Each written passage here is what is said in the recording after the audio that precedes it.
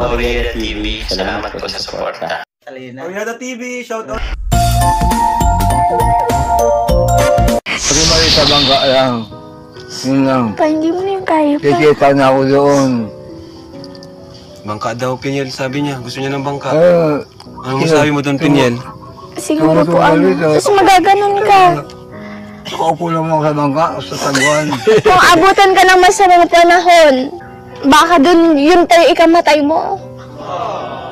Yo, what's up mga kababayan, mga kalingap, welcome back muli sa aking munting channel. Ako po ang inyong host, walang iba, Oriada TV ay muling nagbabalik.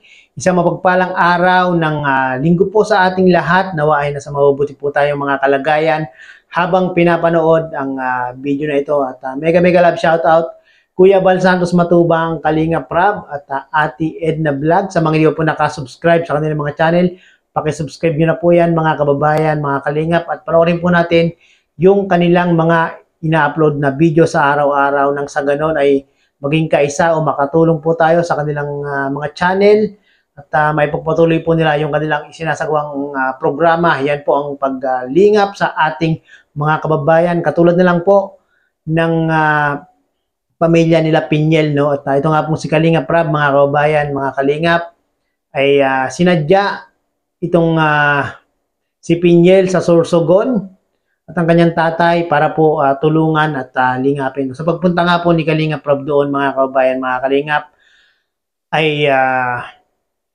mayroong munting hiling itong tatay ni Piniel kay Kalinga Prab na sana nga daw po ay magkaroon ng bangka si tatay, no? At para yun nga daw po yung kanilang gagawing hanap buhay. At dahil nga po sa di inaasahang pangyayari, kaninang umaga mga kababayan, mga kalingap ay nag-chat si Kuya Bal sa GC ng mga kalingap partners at yun nga po, no, nag-message si Kuya Bal doon na doon nga po ay namatay na nga po yung tatay ni Piniel. Sayang mga kababayan, mga kalingap, no?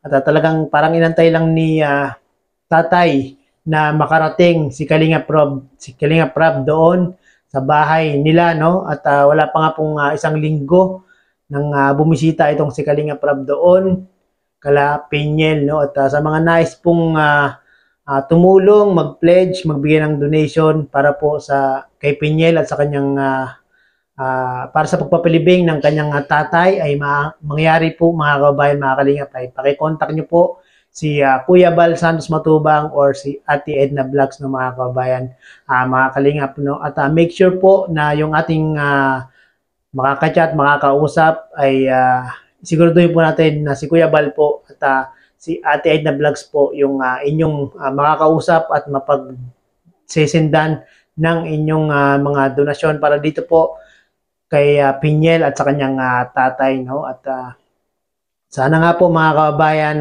mga kalingap, ay matulungan natin si Piniel dahil ngayon nga po ang talagang kailangan ng comfort ng tulong ni Piniel, no? At condolence Piniel, ganun talaga ang buhay, may mawawala at merong darating, no?